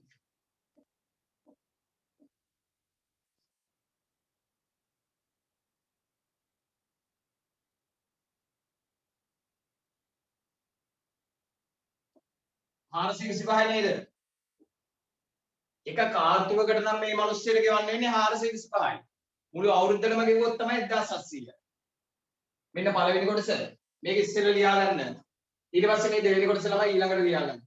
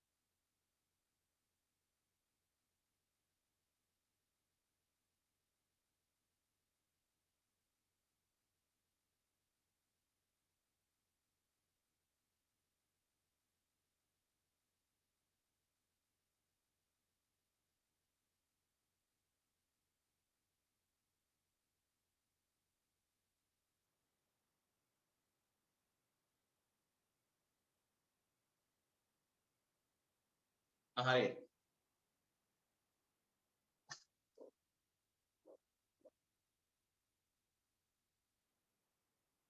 හරි නේද ළමයි? පරිමාණ බදු ගානක් આવොත් හදන්න ඕන.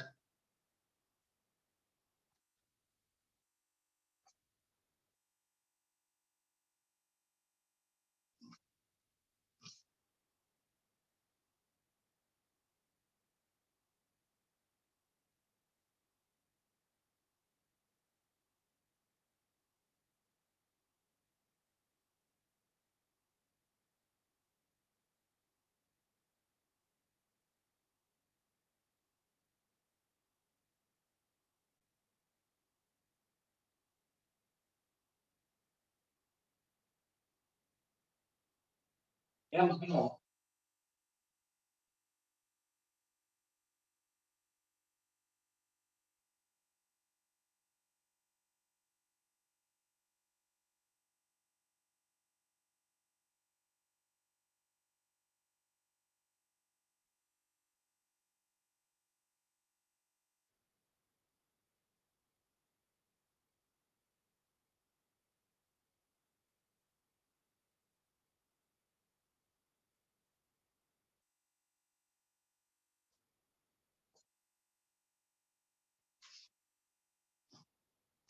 හරි.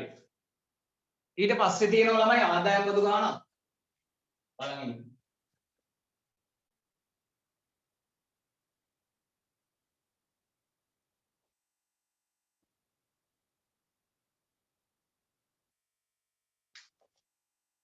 ඔයාලා ළමයි මේ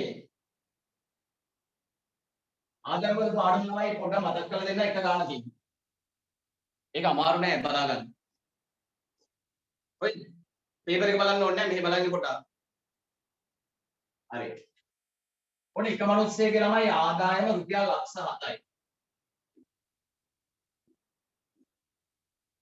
බලන්න. එක මිනිස්සෙගේ ළමයි වාර්ෂික ආදායම රුපියල් ලක්ෂ 7යි. හරි. එතකොට ළමයි ලංකාවේ නීතිය හැටියට වාර්ෂික ආදායම ලක්ෂ 5ට වඩා වැඩි නම් එයයි බදු ගෙවන්න ඕන. අහගන්න. ලංකාවේ ළමයි වාර්ෂික ආදායම රුපියල් ලක්ෂ 5ට වඩා වැඩි නම් ඒ පුද්ගලයා ආදායම් බදු ගෙවන්න ඕන. රජයට බදු මුදලක් ගෙවන්න ඕන. ආදායම ලක්ෂ 5ට වැඩි පුද්ගලයෝ රජයට බදු මුදලක් ගෙවන්න ඕන. හරි. ඒ කියන්නේ ආදායම වැඩි අය තමයි බදු ගෙවන්නේ. ආදායම ලක්ෂ 5කටත් වඩා වැඩි අය. වාර්ෂික ආදායම ඒ කියන්නේ අවුරුද්දට උපයන ආදායම ලක්ෂ 5ට වඩා වැඩි නම් තමයි බදු ගෙවන්නේ. හරි. එතන මේ පුද්ගලයාගේ ආදායම ලක්ෂ 7යි නේ. එහෙනම් මේ පුද්ගලයා ළමයි අනිවාර්යෙන්ම රජයට බදු ගෙවන්න ඕන. බදු ගෙවන විදිය මං කියලා දෙන්නම් ළමයි. මේකෙන් ළමයි සාමාන්‍යයෙන් ළමයි පළමුවෙනි ඉස්සෙල්ලම ලක්ෂ 5ක් ළමයි බද්දෙන් නිදහස්. බලන්න. පළමු ලක්ෂ 5ට පළමු ලක්ෂ 5ට බද්ද බිඳුවයි. මුලින්ම ළමයි ලක්ෂ 5ට මුල්ම ලක්ෂ 5ට බදු අය කරන්නේ නැහැ. පළමු ලක්ෂ 5ට බද්ද ළමයි බිඳුවයි. එතකොට මේ බලන්න දැන් මෙයාගේ ආදායම ලක්ෂ 7යිනේ. ලක්ෂ 7න් ළමයි මුල් ලක්ෂ 5ට බදු අය කරන්නේ නැහැ. එතකොට තව ලක්ෂ 2යිනේ ඉතිරි. අහගන්නකෝ. ලක්ෂ 7න් ළමයි මුල්ම ලක්ෂ 5ට බද්ද බිඳුවයිනේ. එතකොට තව ලක්ෂ 2ක් ඉතිරිනේ. ඒ ඉතිරි ලක්ෂ 2කට ළමයි බදු අය කරන්නේ.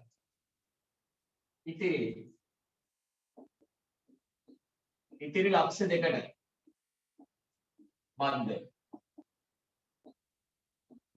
ඉතිරි ලක්ෂ 2කට බද්ද හොයන්න ඕන ළමයි. ඉතිරි ලක්ෂ 2කට තමයි බදු අය කරන්නේ. ඒක අය කරන්නේ ලක්ෂ 2. ඉතිරි ලක්ෂ 2කට විතරයි බදු අය කරන්නේ. ඒ ලක්ෂ 2 අපි හිතමු බදු ආදායම් බදු අය කරන්නේ 100ට 5 කියලා හිතමු. එහෙනම් මේ ලක්ෂ 2 වැඩි කරනවා ළමයි 100ට 5. බලන්න. ලක්ෂ 2 වැඩි කරනවා 100ට 5. දැන් මේ බින්දුවකට මේ බින්දුව කැපුණා 2000 5 10000යි. එහෙනම් මේ පුද්ගලයා ළමයි බදු ගන්න ඕන රුපියල් 10000යි. අන්න ඒ වගේ තමයි ආදායම් බදු ගණන් හදන්නේ. නැවත බලන් ඉන්න. මේ මං කියපු පුද්ගලයා මෙයාගේ ආදායම ලක්ෂ 7යි. එතකොට පළමු රුපියල් ලක්ෂ 5ට ළමයි බද්ද බිඳුවයිනේ. පළමු ලක්ෂ 5ට බද්ද බිඳුවයි. ලක්ෂ 7න් ලක්ෂ 5කට බද්ද බිඳුවයි. තව ඉතිරි වෙන ලක්ෂ දෙකක් තියෙන්නේ. ඒ ලක්ෂ දෙකට ළමයි 105 ගානේ බලනවා. එතකොට ළමයි රුපියල් 10000යි. එහෙනම් මේ පුද්ගලයා ආදායම් බදු ගෙවන්න ඕන රුපියල් 10000. හරි නේද ළමයි? දැන් මෙතන ඔන්න ආදායම් බදු පාඩම ළමයි මතක් කරලා දුන්නා. ඊට පස්සේ බලමු ගාන හදන විදිය. අපිට දීපු ගාන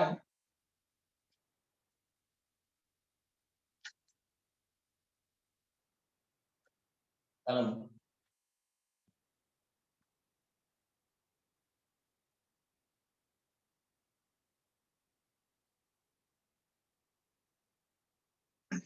හරි. ඔන්න B කොටස කියනවා මෙහෙම. ව්‍යාපාරිකයෙකුගේ වාර්ෂික ආදායමෙන් පළමු රුපියල් ලක්ෂ 5 ආදායම් බද්දෙන් නිදහස්ය. අර මං කිව්වා වගේම තමයි. පළමු ලක්ෂ 5 ළමයි කොහොමත් බද්දෙන් නිදහස්. ඊට වැඩි වන ආදායම් සඳහා 104ක බද්දක් අය කරයි. අන්න අර වැඩි ටිකට ළමයි බදු අය කරනවා. ලක්ෂ 5ට වඩා වැඩියෙන් තියෙන්නේ. ඒ ටිකට බදු අය කරන ළමයි 104 ගාන. හරි. ඊට පස්සේ ළමයි මේම ව්‍යාපාරිකයාට එක්තරා වර්ෂයක් තුල ගෙවීමට සිදුවන ආදායම් බදු මුදල 14000යි. දැන් මේ මිනිස්සේ ළමයි ආදායම් බදු ගෙවලලු 14000.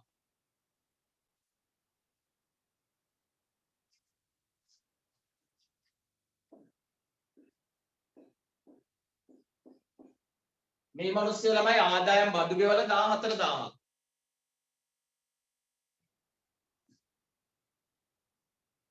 හරි. මේ මිනිස්සේ බදු ගෙවල ළමයි 14000ක්. නමුත් මෙයාගේ ආදායම අපි දන්නේ නැහැ ළමයි. ආදායම ලොකු ගාණක් ඇති. අහගන්නකෝ. මෙයාගේ ආදායම අපි තාම කීයද කියලා දන්නේ නැහැ. නමුත් මෙයාගේ ගෙවලපු බද්ද අපි දන්නවා. මෙයා ගෙවල තියෙන ළමයි බද්ද රුපියල් 14000යි. මෙයා ගෙවල තියෙන බද්ද ළමයි රුපියල් 14000යි. හරි. මේකත් පුළුවන් ළමයි මේ අර 104 කියන එකේ තේරුම ලියාගෙන හදන්න පුළුවන්. 104ක් බදු ගෙවනවායි කියන එකේ තේරුම ළමයි මෙහෙමයි. ඔන්න බලන්න ඒකේ තේරුම. ආදායම 100 වුණොත් ආදායම 100 වුණොත් ඒ මිනිස්සේ රුපියල් 4ක් බදු ගෙවන්න ඕන. ඒක තමයි 104ක් බදු ගෙවනවායි කියන එකේ තේරුම. ආදායම 100 වුණොත් එයා රුපියල් 4යි බදු ගෙවන්න ඕන. ඒක තමයි තේරුම. හරි. එතකොට ළමයි මෙයාගේ දැන් මේක තේරුම නෙවෙයි ඇත්තේම නෙවෙයි. දැන් අපි ළමයි දීලා තියෙන මෙයාගේ ගෙවන බද්ද. බද්ද දීලා ළමයි 14000 කියලා දීලා. බද්ද දීලා ළමයි 14000යි. මේ ආදායම අපිට දීලා නැහැ. මේක තේරුණා නේද ළමයි? 104ක් බදු ගෙවනවායි කියන එකේ තේරුම. ආදායම රුපියල් 100 නම් රුපියල් 4යි බදු ගෙවන්න ඕනේ. ඒක තමයි 104ක් බදු ගෙවනවායි කියන එකේ තේරුම. දැන් ඇත්තටම මෙයා ගෙවන බද්ද 14000යි. මේ ආදායම තමයි දන්නේ නැත්තේ. ඔන්න සටහනෙන් ගන්න පුළුවන් දැන් මේ බලන්න. ඔයයි. මේ ස්තන කෙලින් තියෙන 100 උඩින්. ගොඩක් වෙලාවට 100 උඩින්. එතකොට මේ 4 යටින්. වැඩි කරන්න ඕන 14000යි. සුළු කරලා බලමු. 4ට 4 ඒවා 1යි. 100ට 4 ඒවා තියෙනවා 25. 4ට 4 1යි 100ට 4 25යි. දැන් මේ 25 වැඩි කරන්න ඕන ළමයි 14000යි. 25 වැඩි කරන 14000යි.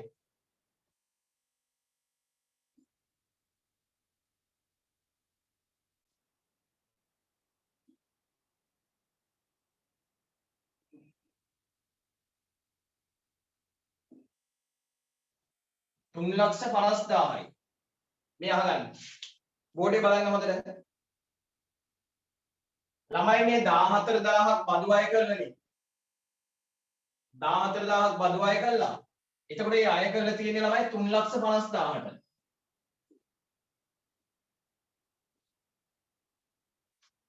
ඔන්න ඉස්තර හොයාගත්තා. ආදායම 3,50,000කට තමයි මේ 14,000ක් බදු අය කරලා තියෙන්නේ. එහෙනම් 14,000 බදු අය කරලා තියෙන ළමයි 3,50,000කට නේ. හරි.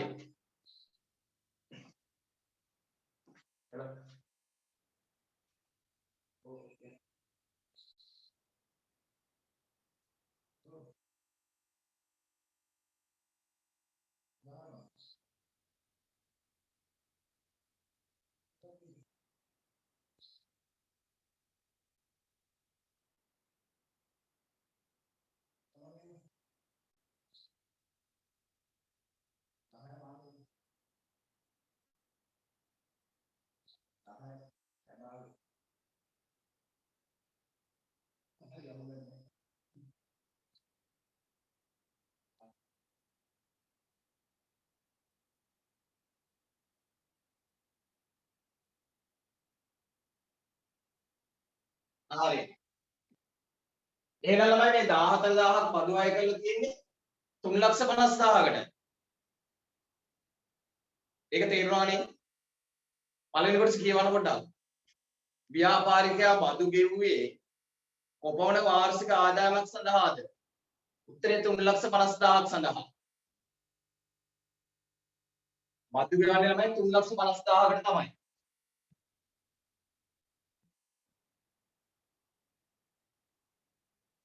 තුන් ලක්ෂ 50,000ට තමයි බදු බලලා තියෙන්නේ.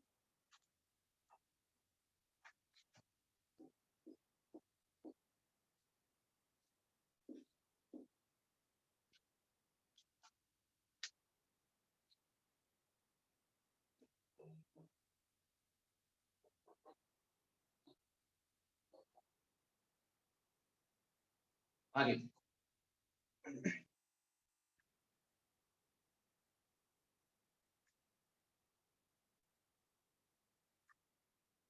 ඊට පස්සේ ළමයි බලන්න. මේ ළමයි මේ ඔයාලට මේ පොඩයි අඟහරුවාද ළමයි උදේ 2ට සෝරි උදේ 2ක් නෑ උදේ 10ට අඟහරුවාද මේ අඟහරුවාද කියන්නේ හෙට නේ අනිද්දා උදේ 10ට ක්ලාස් එක දාන්න පුළුවන්ද? පුළුවන් ඒ රෙජිස්ටර් දාන්න පොඩ්ඩක්. දැන් විභාගෙ කිව්වේ ඒකයි මාසය තියෙන එකයි. අඟහරුවාද උදේ 10ට එන්න පුළුවන් අය රෙජිස්ටර් දාන්න. ඉක්මන් කරලා දාන්න. අම්මලි වෙන්න කොහොමද විභාගෙට මාසය තියෙන්නේ? ලබන මාස විභාගේ.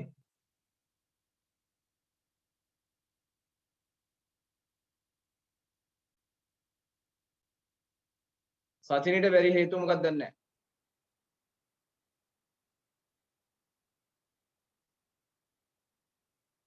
සචිනිටයි තරුසිටයි බෑ.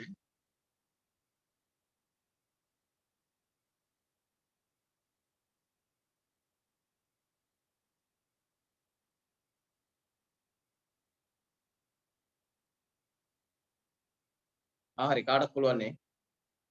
එළම අඟහරුවාද ක්ලාස් එක තියෙනවා. හරි. අඟහරුවාද උදේ 10ට තියෙන්නේ. අඟහරුවාද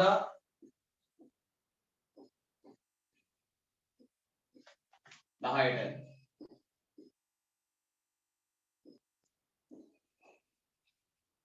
හරි.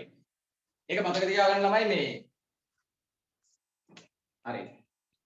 මේ ළමයි මේ බලන්න.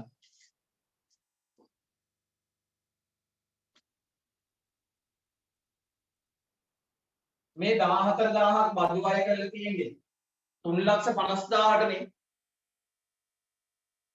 3,50,000ට තමයි මේ 14,000ක් බදු අය කරලා තියෙන්නේ. එතකොට ළමයි 3,50,000ට බදු අය කරනවා නම් ඒ න්‍යායගේ ළමයි ලක්ෂ 5ක් බද්දෙන් නිදහස් කරන ලක්ෂ 5කුත් තියෙනෝනේ. මතකද ළමයි? ලක්ෂ 5ක් තියෙනවා ළමයි බදු අය කරන්නේ නැති. ලක්ෂ 5ක ආදායමක් තියෙනව නේද ළමයි බදු අය කරන්නේ නැහැ නේ ඒ ලක්ෂ 5ට. ඒ ලක්ෂ 5ට බදු අය කරන්නේ නැහැ. මේ 3,50,000ට විතරයි බදු අය කරන්නේ. හරි. ඒතර මෙයාගේ මුළු ආදායම ඇහුවොත් ළමයි අර බදු අය කරන්නේ නැති ලක්ෂ 5යි බදු අය කරන 3,50,000යි දෙකම එකතු කරලා නේද ළමයි මුළු ආදායම හොයන්න වෙන්නේ. ඒක තේරෙන්න ඕන මේ බලන්න. බදු අය කරන්නේ නැති ලක්ෂ 5ක් තියෙනෝනේ. ඒකයි. ඊට පස්සේ බදු අය කරනවා 3,50,000යි ඒකයි. දෙකම එකතු කරාම ළමයි 8,50,000යි නේද? ලක්ෂ 5යි 3,50,000යි දෙකම එකතු කරොත් 8,50,000යි. එහෙනම් ළමයි මෙයාගේ මුළු ආදායම 8,50,000යි නේද? මෙයාගේ මුළු ආදායම 8,50,000යි. ඒ 8,50,000 වුණාට ලක්ෂ 5ක් නිදහස් කළා ඉතිරි 3,50,000ට තමයි බදු බලලා තියෙන්නේ. ඊළඟ කොටසේ අහනවා ළමයි මෙයාගේ මුළු ආදායම බලන්න. දෙවෙනි කොටසේ අහනවා ඔහුගේ මුළු ආදායම. මුළු ආදායම හොයන්න නම් බදු අය නොකරපු ලක්ෂ 5යි. බදු අය නොකරපු ලක්ෂ 5යි බදු අය කරපු 3,50,000යි. දෙකම එකතු කරලා බලන්න.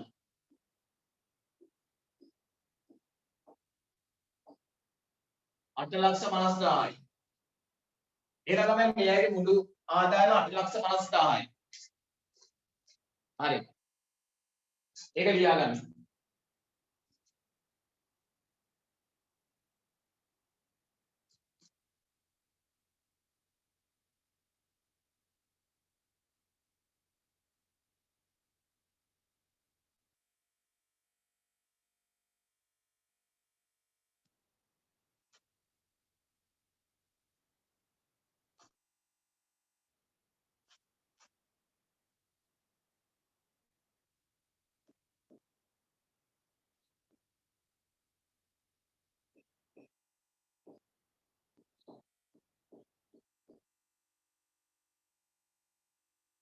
හරි. තමයි චුට්ටයි ලියන්න එපා. දැන් හරිනේ බලන්න. තුන්වෙනි කොටස කියනවා ළමයි මෙහෙම. નિયમિત දිනට ඉහත බදු මුදල නොගෙවීම නිසා මුළු ආදායම සඳහා 0.2ක දඩ මුදලක් අය කළේ නම් අන්න ළමයි මේ මිනිස්සේ ආදායම් බදු ගෙවන්න පරක්කු වෙලා. මේ මිනිස්සේ ආදායම් බදු ගෙවන්න පරක්කු වෙලාලු. ඒක නිසා මෙයාට දඩයක් ගහලා 0.2ක. මෙයාට 0.2ක දඩයක් ගහලා. මුළු ආදායමෙන් 0.2ක දඩයක් ගහලලු. ඉතින් ළමයි දඩය හොයන්න පුළුවන් මුළු ආදායම 8,50,000යි නේ. මුළු ආදායම ළමයි 8,50,000යි. මුළු ආදායම 8,50,000යි. ඒකට ළමයි 0.2ක දඩයක් ගහලානේ. 8,50,000න් බලන්න 0.2 මෙහෙමද බලන්න. බලන්න. බිංදු දෙකට බිංදු දෙක කැපෙනවා.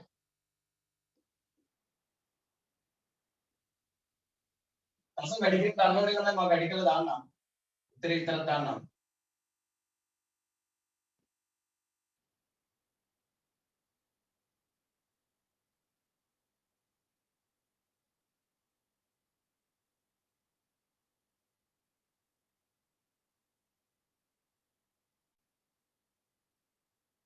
ඉතින් 700යි. එතකොට මෙන්න ළමයි මෙයාට අර පරක්කුණ නිසා රුපියල් 1,700ක දඩයක් ගහලා. රුපියල් 1,700ක දඩයක් ගහලා. එතකොට ළමයි අපෙන් අහනවා එයාට ගෙවන්න වෙන මුළු මුදල. මේ අහන්නකෝ. දැන් මෙයාට ගෙවන්න වෙන මුළු මුදල මෙහෙමයි ළමයි. ආදායම් බද්ද 14,000ක් ගෙවන්න තිබුණා. ආදායම් බද්ද මෙයා ගෙවන ආදායම් බද්ද 14,000යි කියලා අපිට දීලා තිබුණානේ. මෙයාට ගෙවන්න වෙන බද්ද 14,000යි. හැබැයි මේ 14,000 ගෙවන්න නැතුව පරක්කුණ නිසා 0.2ක දඩයක් ගහලා. 0.2ක දඩයක් ගහලා දඩයක් ගහන ළමයි 1700යි. එහෙනම් දැන් මෙයාට ළමයි අර බද්ද 14000 ගෙවන ගමන් ඒකට දඩේ 1700කුත් ගෙවන්න ඕන. එහෙනම් ගෙවන්න එන මුළු මුදල හොයන්නේ ওই දෙක එකතු කරන්න ඕන නේද? අපෙන් අහනවා ගෙවීමට සිදුවන මුළු මුදල. ගෙවීමට සිදුවන මුළු මුදල. ගෙවීමට සිදුවන මුළු මුදල හොයන්න ළමයි 14000 බද්දට තව 1700ක දඩේකුත් එකතු වෙනවා. පරක්කුණ නිසා. බලන්න. බිංදුවයි බිංදුවයි මෙතන 7යි. මෙතන 4.5යි. මෙතන 1යි. එහෙනම් මෙයාට ගෙවන්න වෙනවා ළමයි 15700ක්. 15700ක්. හරි. ඒතර ඒ ගානත් ඉවරයි.